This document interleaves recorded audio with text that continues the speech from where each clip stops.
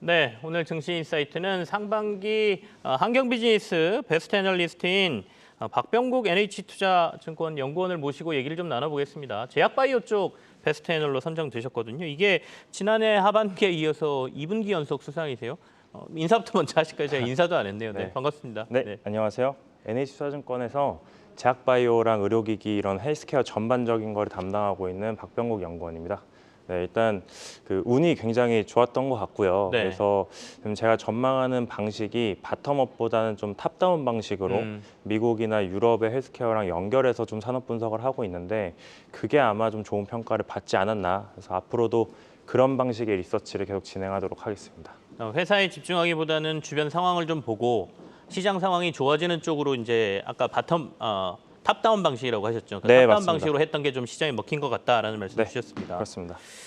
자, 이제 제일 먼저 제가 여쭤보고 싶은 게 일단은 시장에서 가장 큰 관심이 셀트리온의 합병인 것 같습니다. 그래서 셀트리온 합병 관련해서 어떻습니까? 이 합병의 이제 방식이 발표가 됐는데 이게 셀트리온 그룹주의 주가 반등에 좋은 계기가 될 거라고 보세요? 일단은 이 합병에 대한 이벤트 아니면 기대감 때문에 과거의 사례를 보면은 주가가 오버슈팅 할 때도 있었고 네네. 대부분 그런 것들이 다 조정이 되거든요. 그러면 실질적으로 합병이 됐을 때 밸류에이션이 더 높아질 것이냐라고 하면은 전 기존의 셀트리온과 셀트리온 헬스케어를 커버했던 시가총액, 목표 시가총액의 단순 합 대비해서 한 10% 정도 조정이 돼야 되는 이슈다라고 생각을 하고 있어요. 그래서 도리어 조종이 돼야 되는 이슈다. 그렇죠. 네네. 네. 그래서 그게 시장에서는 뭐 합병이 되면은 이 시가총액 조정이 거의 뭐 30%에서 50% 이렇게까지 얘기하시는 분들도 계신데 절대 그렇지 않다라고 보는 부분이 결국 실적을 저희가 면밀히 보실 필요가 있습니다. 저희가 셀트리온과 셀트리온 헬스케어 이 2개사의 관계는 셀트리온이 먼저 R&D라든지 뭐 승인 작업을 한 다음에 출시를 하면 셀트리온 헬스케어에 넘겨주고요. 그럼 셀트리온 헬스케어는 판매 조직의 역할을 하는 건데 네. 근데 셀트리온이 그럼 헬스케어에 나왔던 이런 헬스케어를 통해서 나왔던 영업이익이 없어져야 되느냐? 그게 아닙니다. 그냥 그 기존에 나왔던 거 대비 1년에서 1년 반 정도 이연이 된다라는 개념으로 보시면 되고요. 그래서 그런 측면에서 10에서 15% 정도 밸류는 할인이 될 수가 있는 거죠. 그래서 2024년, 2025년 초까지는 어쩔 수 없이 이게 영업이익은 단순 합, 두 개사 단순 합 대비해서는 네네. 좀 작게 나올 수밖에 없는 상황이고요.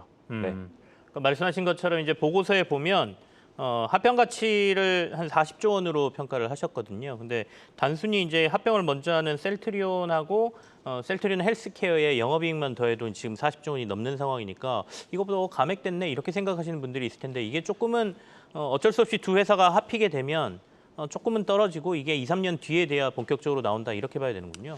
네, 말씀하신 부분이 맞고요. 일단 그 과거에 제가 셀트리온과 셀트리온 헬스케어의 단순 합이 40조 당연히 넘었죠. 45조 원 정도의 목표 시가총액이 형성이 되어 있었고요. 네. 그래서 그거 대비 10% 초반 정도 이제 할인을 해준 개념이고요. 이게 셀트리온과 셀트리온 헬스케어가 이제 각자 법인으로 있을 때는 이제 또 각자 주주가 있고 수급이 좀 배분되는 게 있을 텐데 네. 어쨌든 이게 합쳐지면서 영업이익은 24년과 25년 적어도 1분기까지는 기존의 영업이익 단순 합보다는 작게 나올 수밖에 없습니다.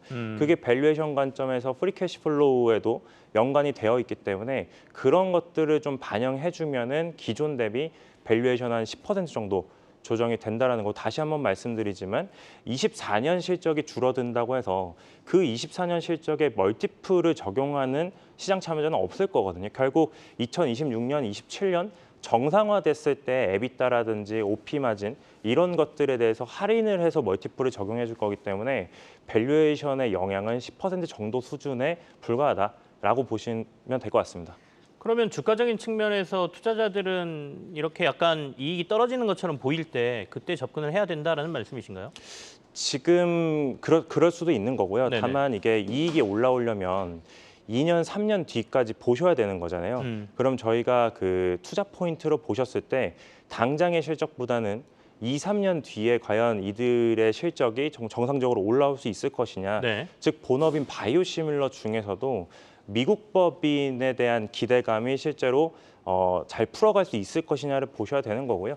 일단 가장 중요한 파이프라인 램시마 SC라고 생각을 합니다. 그래서 올해 10월 달에 그 미국에서 승인이 될 예정이 있고요. 그리고 두 번째로는 휴미라로도 유명한 휴미라 네. 바이오시뮬러인 유플라이마에 대해서도 지금 PBM 등재라든지 이런 거를 저는 기대감보다는 너무 안 좋게 반영되어 있는 것보다는 더 잘하고 있다라고 생각을 하고 있어요. 네네. 그래서 그런 측면에서 좀 접근하시는 게 유효할 거다라고 생각하고 있습니다.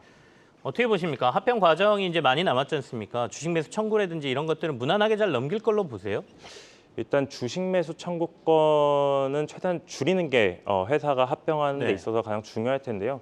그거를 줄이려면 그냥 단순합니다. 주가가 주식 매수 청구권에 근접했거나 그거보다 더 높이 높아야죠. 올라갈수록 사실 이 수치가 줄어드는 거거든요. 그래서 지금 셀트리온 그룹의 의견은 한 1조 원까지는 감당 가능하다라는 것이고 그 이외에 대해서는 약간 좀 부담일 수 있다라는 좀 시장 관측이 있는 상황이에요. 그래서 결국 주가를 최대한 좀 올릴 수 있을 만한 이벤트가 뭐 9월이라든지 10월 초중순 정도에 나와줘야 되는 건데 그런 측면에서는 일단 아까 앞에서 말씀드렸던 유플라이마 미국 법인 관련해서 공범 PBM 등재에 대한 커버리지가 점점 넓어져야 됩니다. 그런 뉴스가 아마 9월 달 이후로도 계속 이어질 거다라고 보고 있고요. 두 번째로는 셀트리온과 셀트리온이 지금 가지고 있는 현금이 차입금 포함해서 각각 5천억 정도씩 있어요. 네. 그래서 합쳐서 1조 원 정도 있는데 여기에 그 서정진 회장 개인 자금까지 합해서 신규 법인에 대한 M&A까지도 고려하고 있다라는 얘기를 이번에 이제 전해줬는데 그게 과연 무엇일지에 따라서 투자 심리가 다시 또 반등할 수도 있고 그래서 그 두 가지 포인트를 좀 지켜보셔야 될 것 같습니다. 합병을 성사시키기 위해서는 주식 매수 청구 가격 이상으로 주가를 좀 유지하는 게 유리하기 때문에 그게 어떻게 보면 투자분들이 또 투자하는 전략 중에 하나로 삼을 수도 있겠습니다. 네, 맞습니다. 자, 그러면 요즘 제약바이오 탑픽으로 꼽고 계시는 종목은 어떤 겁니까? 네, 제약바이오 탑픽은 제가 이제 6월 달에 작성한 하반기 전망에서 유한양행과 SK 바이오팜을 이제 탑픽을 했었고요. 네. 그래서 그 중에서도 주가 둘 다 올라왔지만 유한양행은 계속 좀 좋게 보고 있습니다. 네. 유한양행 얘기 좀 자세히 들어볼까요? 유한양행 최근에 주가 흐름도 괜찮고 영업이익 그리고 매출액도 모두 증가하는 것으로 나오더라고요. 네, 유한양행이 2분기 영업이익이 한 연결 기준으로 이제 네. 270억 정도 이제 나왔는데요. 일단 요 모습도 당연히 중요한데 270억은 사실 이제 시작에 불과하다라고 보고 있고요. 유한양행의 투자 포인트는 크게 세 가지라고 보시면 되는데 일단 국내에서 1차 치료제 승인이 됐죠. 6월 말 7월 초에 승인이 됐는데 그게 급여 적용이 될 경우에는 생각보다 굉장히 큰 돈을 벌 수가 있어요. 렉나자 말씀하시는 거죠? 네, 맞습니다. 비소세포 폐암 치료제. 네, 이제빨 변이 비소세포 폐암 치료제고요. 네, 그래서 이게 지금 얀센에 대한 매출 기대감, 그래서 그걸로 인해서 받을 수 있는 로열티 기대감이 이제 두 번째 포인트인데 그것과 첫 번째 포인트 중에선 두 번째가 지금 많이 반영이 되어 있는 것 같거든요. 근데 첫 번째 포인트도 충분히 업사이드가 매우 크다라고 보고 있습니다. 네, 그래서 지금 경쟁 약물인 아스트라제네카의 타그리소랑 유한양의 렉나자랑 1차 치료제로서 급여 등재가 되냐 안 되냐에 지금 뉴스 플로우가 계속 되고 있는데요. 이제 둘 다 급여 등재가 된다라고 해서 마켓쉐어 40% 정도만 가지고 온다고 하더라도 그걸로 인해서 5년 뒤에 벌 수 있는 GP 마진은 한 최소 1,600억 정도로 보고 있습니다. 그래서 매우 크다라는 거고 그리고 마지막 세 번째 투자 포인트는 지아이노베이션으로부터 기술 이전해온 알레르기 치료제 파이프라인이 있습니다. 그게 네. 지금 임상 1A상에서는 6월 달에 유럽 알레르기 학회에서 좋은 데이터가 나왔고요. 그래서 경쟁 약물이라고 보고 있는 노바티스의 약물 대비해서도 좋은 수치들이 나오고 있습니다. 현재 반복 투약 임상인 1비상 진행하고 있는데 뭐 올해 말 아니면 늦어도 내년 초 정도엔 데이터가 나올 수 있어서 신규 라이센싱 아웃도 기대를 하고 있는 상황입니다. 앞서 말씀하신 비소세포폐암 치료제 렉나자 이것 관련해서는 아마도 유일한 박사께서 워낙 그 사회공헌 얘기를 많이 하셨기 때문에 그 아까 급여로 되기 전까지는 무료로 공급하겠다 이렇게 또 유한양이 얘기했지 않습니까? 그래서 시장에서 이슈가 좀 되긴 했는데 한쪽에서는 아스트라제네카하고의 어떤 경쟁적인 우위를 차지하기 위한 전략이다 이렇게 평가도 하더군요. 네, 말씀 주신 부분들이 저도 다 동의를 하고 있는 부분이고요. 일단 그 뉴스가 나왔을 때 시장에서의 반응은 이게 되게 좋은 일이다. 좋은 일이지만 주주들 입장에서는 이게 그렇게 좋은 일이 아닐 수도 있다라는 평이 나오기도 했었어요. 근데 저는 그 말에는 사실 동의를 할 수 없는 게 이게 두 가지 포인트에서 저는 굉장히 전략적인 행동이었다고 생각하거든요. 첫 번째 네. 포인트는 말씀하신 대로 그런 아스트라제네카의 타글이 쏘든 아니면 기존의 1차 치료제로 급여가 등재되어 있는 1, 2세대 TKI든 그들 대비해서 마켓 쉐어를 좀 빨리 가져갈 수 있는 전략이라고 생각을 하고 있고요. 그리고 두 번째로는 지금 급여 등재 전이라는 말을 하고 있습니다. 그 말인 즉슨 급여 등재가 생각보다 빨리 될 수 있다라는 자신감에서 이런 전략이 나오는 거거든요. 예를 들어서 급여 등재가 2년 뒤, 3년 뒤, 4년 뒤 이렇게 예상이 되면 그런 행동 쉽게 할 수 없습니다. 그래서 급여 등재 생각보다 빠를 수 있고 그리고 여기 들어가는 비용에 대해서 걱정하시는 분들이 있는데 이것이 저분자 의약품, 합성 의약품이기 때문에 원가가 굉장히 제한적입니다. 네, 개발비는 많이 들었지만 원가가 그렇게 비싼 약은 아니다. 그렇습니다. 네. 알겠습니다. 그러면 유한양에 대한 투자 의견은 어떻게 하고 계세요? 목표가나 이런 것도 좀 말씀해 주시죠. 네, 유한양행 같은 경우에는 지금 목표 주가를 제가 좀 선제적으로 좀 빨리 올리고 있고요. 네네. 그래서 지금은 목표 주가 11만 원이거든요. 그래서 이게 주가가 많이 올라왔기 때문에 지금 현재 주가에서 어느 정도로 반영하고 있느냐, 앞으로 반영 안 된 게 무엇이냐라고 봤을 때는 일단 첫 번째 투자 포인트였던 국내 1차 치료제에 대한 매출 네네. 기대감, 그리고 두 번째 얀센에 대한 기대감, 세 번째 지아 이노베이션으로부터 가지고 온 것에 대한 기대감, 네. 이게 아직 좀 덜 반영됐다라고 생각을 하고 있습니다. 요즘 제약 바이오 분야도 관심이 많지만 사실 의료기기하고 미용기기 쪽에도 굉장히 시장에 관심이 높거든요. 네. 그쪽에는 눈여겨 보시는 종목은 없으세요? 일단은 제가 커버도 하고 있고 네. 탑픽으로 보고 있는 거는 이제 미용에서는 클래시스를 보고 있고요. 그리고 덴탈 쪽에서는 그 덴티움, 이 두 가지 기업을 탑픽으로 하고 있습니다. 클래시스 얘기 좀 해볼까요? 최근에 52주 신고가도 달성하고 주가가 굉장히 좋은데 지금도 투자 여력이 있다라고 보시나요? 지금도 투자 여력이 좀 있지만 사실 이제는 급하지 않다라고 생각은 합니다. 왜냐하면 오늘도 지금 또 주가가 뭐 오르고는 있거든요. 그래서 제 목표 주가가 이제 4만 원인데요. 이게 거의 다 왔네요. 네, 거의 다 왔습니다. 네네. 그래서 저도 요거에 대해서는 이제 고민이 필요한 시점인 것이고, 다만 이게 주가 이전에 산업이 앞으로 어떻게 될 것이냐라고 보면은 23년부터 시작을 해서 24년, 25년까지는 브라질 쪽에서 장비 침투가 아직도 많이 났습니다. 저는 잠재적으로 그 하이프 장비, 슈링크 장비에 대해서 9,000대까지 나갈 수 있다라고 보는데 현재 2,000대 중반까지밖에 나간 것 같지가 않아요. 그러면은 장비 침투가 계속 된다라고 하면은 이게 멀티플이 디레이팅 되지 않습니다.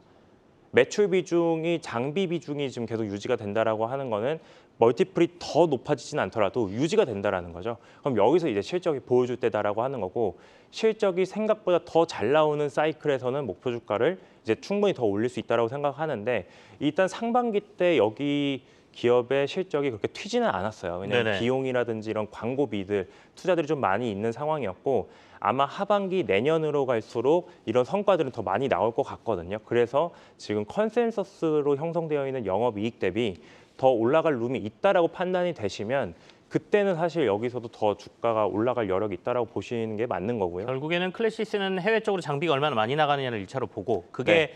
급속하게 늘어나는 게 보이면 향후에 더 큰 매출이 나올 수 있으니까 그때쯤 투자 의견을 좀 적극적으로 바꾸겠다 이런 말씀이시네요. 네, 그럴 수 있습니다. 네. 자, 그러면 하반기 제약바이오 투자 전략 하나 몇 가지 꼽아주시고 투자자분들 주의할 점도 좀 말씀해 주시죠. 일단 그 제약바이오에 대해서는 제가 한 2021년부터 굉장히 강조하는 부분이, 한국 같은 경우는 다른 섹터 대비해서 제약바이오는 글로벌에서 좀 수준이 사실 어쩔 수 없이 좀 떨어져 있습니다. 네네네. 왜냐하면은 뭐 FDA라든지 EMA랑도 뭐 좀 관계도 뭐 그렇게 뭐 가까운 것도 아니고요. 그래서 지금 시장도 작을 수밖에 없고요. 결국 한국의 바이오 지수만 혼자 갈 수 없다라는 얘기예요. 미국이나 유럽에 있는 뭐 S&P 500 헬스케어 인덱스라든지 나스닥 바이오테크놀로지 인덱스라든지 그런 해외 쪽 바이오 지수들이 좀 추세적으로 먼저 갈 때 바이오가 좀 단단히 갈 수 있다라는 생각을 하고 있거든요. 근데 이 시장이 2022년 초부터는 많이 죽었었어요, 사실. 네. 어느 정도 피크아웃이 왔었고요. 근데 이게 ADC나 알츠하이머나 최근에 이게 많이 나오고 있는 비만 당뇨라든지 전망치가 성장하는 구간이 올해 하반기부터 이제 나오고 있다라는 거죠. 그러면은 해외 쪽 그런 지수들이 먼저 움직임을 좀 보시면서 많이 좀 올랐다, 바닥을 찍었다라고 하면은 바이오 지수 좀 단단하게 갈 수가 있다라고 생각을 합니다. 최근에도 이게 순환매의 성격으로 막 일주일 좀 빠르게 오르고 다시 또 떨어지고 이런 것들이 좀 반복이 되고 있잖아요. 그래서 그런 기준은 좀 글로벌 지수도 좀 같이 네. 보시면서 판단하시는 게 좋을 것이다라고 말씀드릴 수 있습니다. 알겠습니다.